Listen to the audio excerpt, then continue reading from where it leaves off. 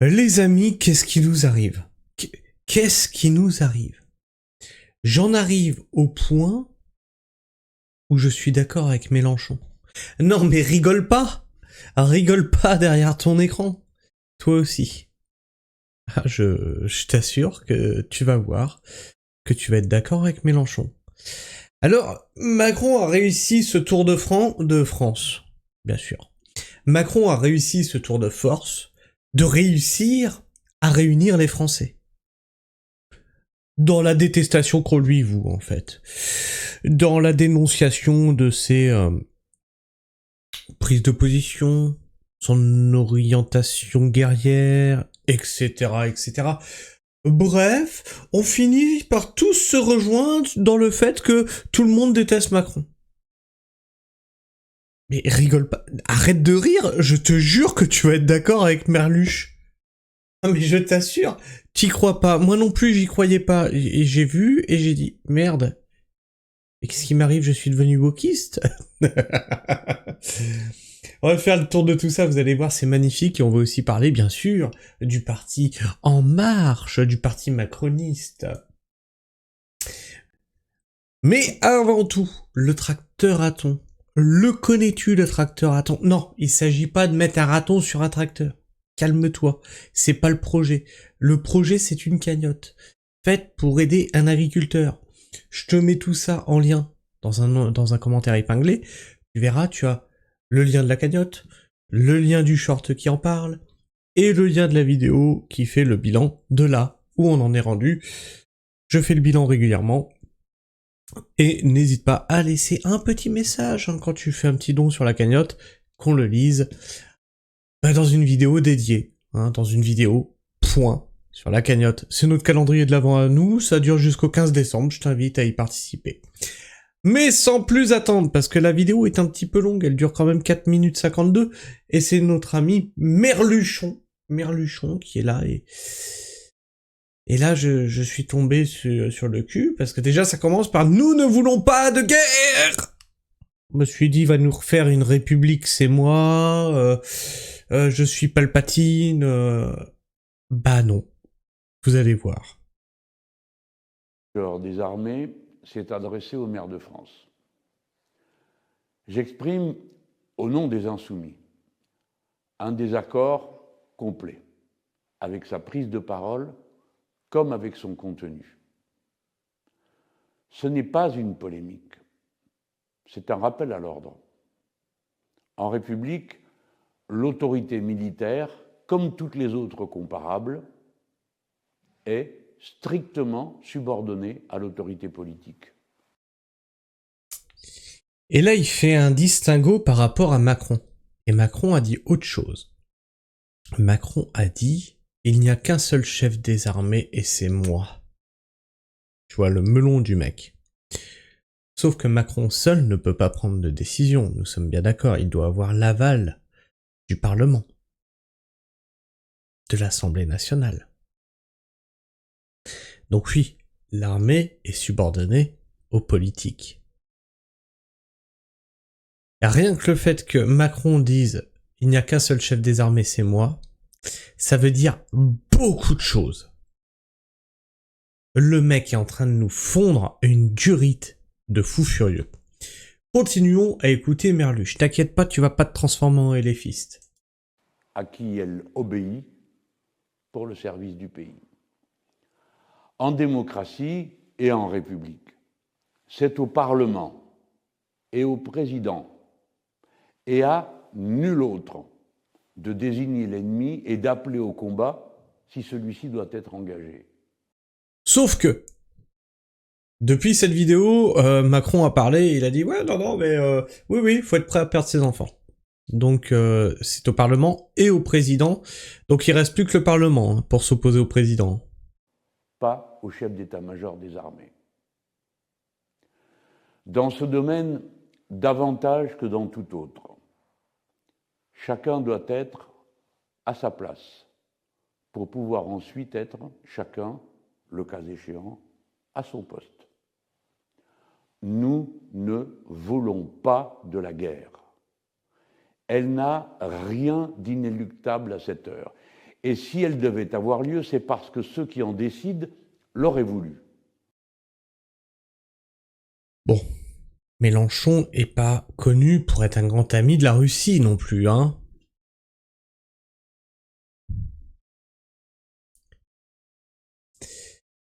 Voilà, Macron, il arrive à nous réunir dans le fait qu'on veut pas de guerre.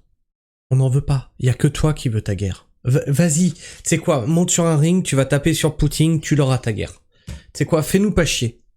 On te supporte depuis 10 ans, fous-nous la paix. Il te reste 1 an à faire, là, continue à brailler, continue à faire ton cirque, mais lâche-nous la grappe. Je parle à Macron, je parle de Macron, là. Ou bien parce que la diplomatie aurait échoué.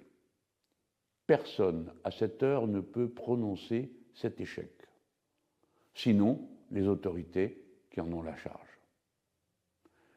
Le général Mandon a tenu un discours fondé sur des évaluations et pronostics excessivement alarmistes. Ils n'ont aucune validation officielle de la part des autorités qui peuvent les formuler. Alors ça, c'est intéressant, parce qu'il est quand même en train de dire que le chef d'état-major nous a fait une fake news. Et je vous ai dit que le chef d'état-major était en service commandé. Intéressant, hein. On se rappelle de l'affaire Benalla, n'est-ce pas Macron? On en est où de cette affaire Benalla, là? Toujours rien, hein. Ouais. On se rappelle de tous ces trucs là, hein. S'ils veulent un coupable, il est là, qu'ils viennent le chercher. Et quand on vient le chercher, il se planque. Hein, Macron? Et donc là, clairement, on a quelqu'un qui est en service commandé. De plus, qui nous disent oui, de toute façon, la Russie va avancer sur l'Europe. La Russie a clairement dit qu'elle n'avait aucun intérêt à avancer sur l'Europe. De plus, j'ai envie de te dire, la Russie, elle est à l'ouest, à l'est.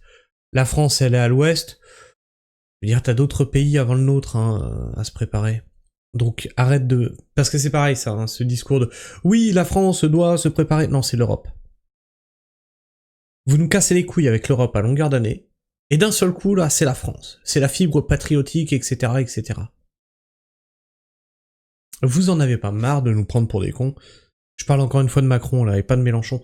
C'est fou, parce que dans cette vindicte anti-Macron, on en arrive à être en accord. Mais de toute façon, moi, je vous ai dit, hein, je suis ni de gauche ni de droite, donc je peux très bien être d'accord avec un Mélenchon. Et je vous l'avais dit, hein, même si Macron, demain, fait un truc super, je serai le premier à dire, ça c'est bien. Ça veut pas dire que j'apprécie le bonhomme, ça veut dire que son action est bonne. Sa prise de parole est bonne, je valide ou pas. Voilà. Je dis juste ce que j'en pense en fait. Et là, je ne fais que valider ce que Mélenchon dit. Ne t'inquiète pas, je suis pas devenu éléphiste, lécheur de babouche, comme je ne suis pas un odieux fasciste RNiste, je ne vote pas. Donc ma voix ne compte pas. On s'en branle. Et elle seule. Il affirme que le pays doit être prêt dans 3 ou 4 ans. C'est une erreur. Le pays est déjà prêt. Sa force de dissuasion... Non, c'est là par contre je suis pas d'accord avec toi. Non, le pays n'est pas prêt à rien du tout. Une guerre de haute intensité, on n'est absolument pas prêt. Absolument pas prêt, ça fera comme à... C'était la première ou la deuxième guerre mondiale? Je crois que c'était la deuxième guerre mondiale. Où on avait un nombre de cartouches limité... Non, la première, dans les tranchées. Nombre de cartouches limité à tirer. Ça sera exactement ça qui va se passer. On n'est absolument pas prêt. On a la dissuasion nucléaire, mais c'est le seul truc qu'on a. La dissuasion est prête, et de potentiels agresseurs ne doivent pas pouvoir en douter. Le général dit qu'il faudrait accepter le risque de perdre des enfants, de souffrir économiquement. C'est une erreur. La France n'acceptera pas la moindre forme d'agression et sa dissuasion est là. C'est pire que ça, les Français n'accepteront pas de souffrir à nouveau. Ce pays l'a éborgné, ce pays l'a saigné, ce pays lui a demandé de se serrer la ceinture. Et aujourd'hui, ce pays lui demande de sacrifier ses enfants, mais au nom de quoi? Vous avez rien fait de bon pour nous. Au nom de quoi on irait y sacrifier nos enfants? On n'a rien de bon à tirer de ce pays. limite pose la question aux gens, limite demain les Russes, ils rentrent en France pour destituer Macron, ils seront acclamés. C'est quoi, des agresseurs ou des libérateurs? Voilà à quel point on en est en France. Les Français n'en peuvent plus. De toute la caste politique, hein. Macron, Marine, Bardella, Knafo, Mélenchon compris. Hein. Pour le signifier. Le général désigne des ennemis possibles. Encore une erreur.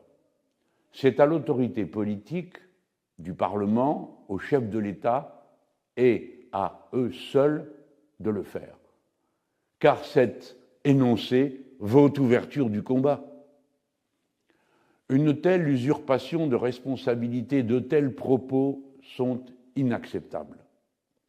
En répétant publiquement des scénarios de guerre, dans une vision archaïque à l'âge nucléaire de la guerre, le général outrepasse son rôle. Les chefs militaires conseillent le pouvoir civil, c'est normal. Ils n'orientent pas pour autant les politiques de défense de la nation. Ils ne dictent pas aux élus locaux ce qu'ils doivent faire. Le devoir de réserve s'impose à tous les militaires pour pouvoir recevoir ensuite l'appui de tous les Français. Ce devoir de réserve fait partie des servitudes d'un métier bien plus exigeant que beaucoup d'autres, nous le savons. Mais des déclarations publiques engageant le pays dans un imaginaire de guerre n'ont pas à avoir lieu. La France insoumise demande au président de la République. Bon bref, la fin on s'en fout. Je suis d'accord avec son discours, ça ne veut pas dire que je n'ai pas compris ce qu'il était en train de faire. Il prépare les élections 2027. Ah oui. Non. 2027. Ouais, c'est ça. Il prépare les élections 2027. Je ne suis pas dupe là-dessus.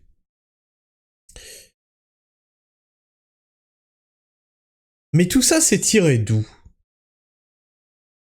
Une macroniste? Nathalie Loiseau. On est d'accord, on a écouté ce que Mélenchon avait à dire, c'est pas sorti de contexte, on a eu la complète, œuf, jambon, fromage, on l'a écouté de bout en bout, juste on n'écoute pas ce que la LFI demande au président, on s'en branle. Nathalie qui nous dit « L'Ukraine non plus ne voulait pas de guerre, mais Poutine en a décidé autrement et l'Ukraine se bat. Personne en France ne veut la guerre face à Poutine. Ce n'est pas la diplomatie qui fonctionne, c'est la dissuasion. » Donc Nathalie Loiseau qui est prête à sacrifier tes enfants. Hein, l'Ukraine ne voulait pas la guerre. Nathalie, le Donbass. Le Donbass. Alors tu vois, nous on veut pas la guerre. Tu es en train de nous l'imposer. Donc est-ce qu'on doit rentrer en guerre contre toi? Je pose des questions.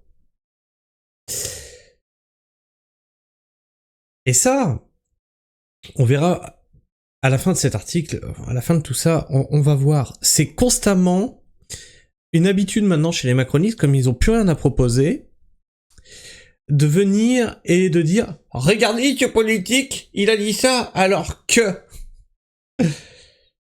Oui, et vous avez fait quoi? C'est vous qui avez provoqué la guerre, hein. Juste comme ça, Hollande, tout ça, non, le Donbass, ça vous... Les accords de Minsk, ça vous parle? Là qu'on est sur un traité de paix et que vous allez encore titiller la Russie, vendre 100 rafales pour garantir la paix, bien sûr, pour garantir la paix. Oh, on vous fait tout à fait confiance. C'est vous qui voulez la guerre, les macronistes. Donc là, c'est une réponse à Nathalie Loiseau, hein, bien sûr, ce qu'il y a en dessous. Hein. Continuez de vivre dans le mensonge, votre fin sur Terre arrive. Pour vous tous, ceux qui suivez le diable, le gouvernement, vous êtes... Pour la plupart, c'est suppôts. Eh ben oui, c'est les suppôts de Satan. Ce sont des suppositoires. Vous allez accoucher de la guerre extérieure et de la guerre civile en même temps. Mais bon, vous êtes une bonne femme. Quoi? Quel rapport?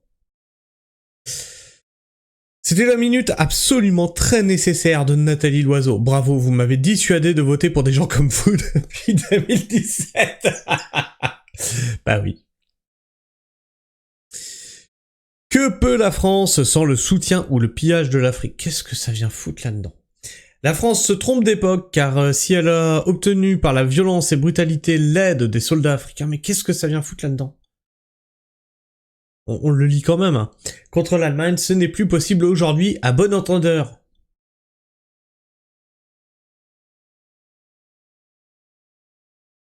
Ce n'est ni dit, ni sous-entendu, ni quoi à couper, hein.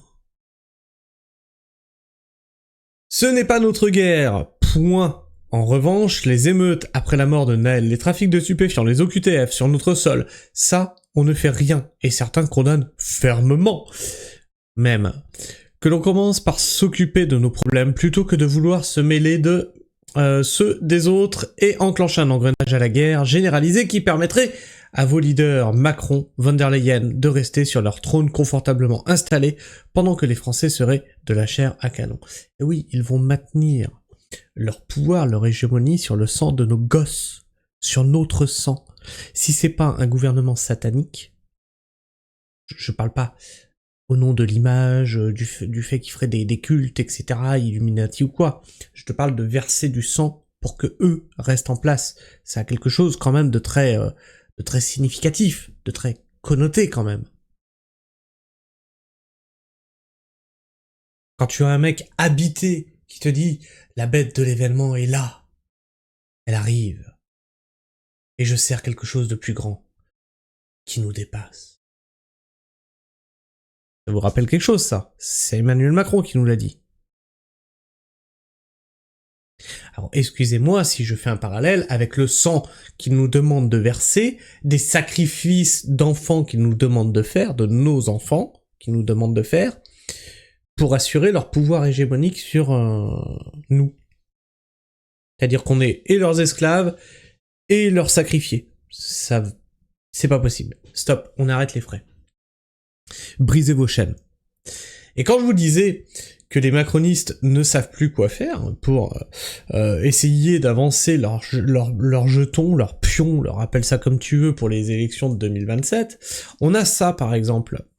Marco qui est un macroniste et fier de l'être, France Arc-en-Ciel, TAEM Renaissance, qui nous dit: quelqu'un peut m'expliquer pourquoi les extrêmes droites, Rassemblement National officiel et Reconquête officielle se sentent toujours obligés de grimper sur un tracteur vert pour faire croire qu'ils soutiennent les agriculteurs. Donc on a les photos ici, hein. Donc Sarah Knafo dans un tracteur, Marine Le Pen dans un tracteur, Zemmour dans un tracteur, Bardella dans un tracteur. Rappelez-vous de ces deux derniers, toc toc, on va en reparler. Et j'avais écrit, parce que les tracteurs aujourd'hui sont majoritairement verts, pour la couleur, hein, ça. Le rouge est de la génération d'avant. Il y a encore des marques qui l'utilisent, comme je crois que c'est Massey Ferguson qui est encore vert. Et puis il y a du bleu. Alors le bleu, tracteur bleu, je crois que c'est New Holland. Et appareil agricole jaune, c'est New Holland. L'appareil que tu mets derrière. Et donc, pourquoi ils font ça? Parce qu'ils font comme vous, de l'électoralisme. Au fait, vous en êtes où sur le Mercosur? Ça, c'est vous qui le votez, hein. C'est vous qui êtes en place, hein, c'est vous. Alors, arrêtez de venir pleurer, là, sur « Regardez, ils récupèrent les agriculteurs !» Vous nous avez tués. Au fait, vous en êtes où sur le Mercosur? Vous, pas de doute, vous nous haïssez. Et je disais pour Zemmour et Bardella, au vu de la photo, ils sont plutôt chez le concessionnaire que chez l'agriculteur. Donc là, je pense que Sarah Knafo est véritablement chez un agriculteur. Là aussi, on voit que le tracteur, il est utilisé. Là, ça sent le neuf, hein. Ça sent le neuf, ça sent la boutique qui est derrière, hein. Ça, c'est pas un hangar agricole, ça, hein. C'est pas un hangar agricole qu'il y a derrière, hein. Ça, c'est pareil. Vu ce que je vois derrière, là, ça, c'est aussi neuf. Tout est neuf. Bref, c'est du concessionnaire. Ça joue, en fait. Il joue aux paysans. Voilà. Bref. Je sais pas ce que vous pensez de tout ça. Si toi aussi tu as été surpris d'être d'accord avec Merluchon, je t'invite à me le dire dans les commentaires. Ah mais j'en suis tombé de ma chaise, hein. Fallait être bien assis quand même, hein. Bien sûr, tu peux t'abonner si tu es encore là en fin de vidéo, partager cette vidéo, la liker, la booster, c'est très important, rappelez-vous, hein, on se bat toujours contre l'algorithme de YouTube qui a décidé de nous shadowban. Moi c'est pas un problème, shadowban moi autant que tu veux, je continue le fight, hein, je continue le combat, je continue l'actu. Je vous ai expliqué tout ça dans une vidéo qui s'appelle YouTube menace ma chaîne. Je vous ai montré les graphiques, je vous ai montré les paiements, je vous ai montré les dollars jaunes, je vous ai montré les raisons pour lesquelles j'étais démonétisé, etc. C'est une bataille à mort entre moi et l'algorithme. Peut-être qu'un jour ma chaîne va sauter. Peut-être. C'est pas improbable. Mais pour le moment, on peut encore faire quelque chose, c'est-à-dire qu'en partageant, en likant, en commentant et en boostant, on fait voir qu'il y a un mouvement organique, hein, c'est pas des trucs automatiques, hein, c'est vraiment organique, c'est des gens qui sont derrière, qui poussent les vidéos, qui sont là, qui réagissent, et donc YouTube ne peut que le considérer. Il ne peut pas faire autrement que de le considérer. YouTube est un bot, d'accord? C'est un algorithme. Lui, ce qu'il voit, c'est il y a du passage ou pas. Donc on va le forcer à nous déshadowban. Oui, je sais, des fois tu n'as pas le boost sous mes vidéos, ça fait partie aussi de leur silence, nous censurer. Hein, ils essayent de nous silencier. Bref, sur ce, moi je vous fais la bise, prenez soin du sol, et restez pragmatiques. Ciao.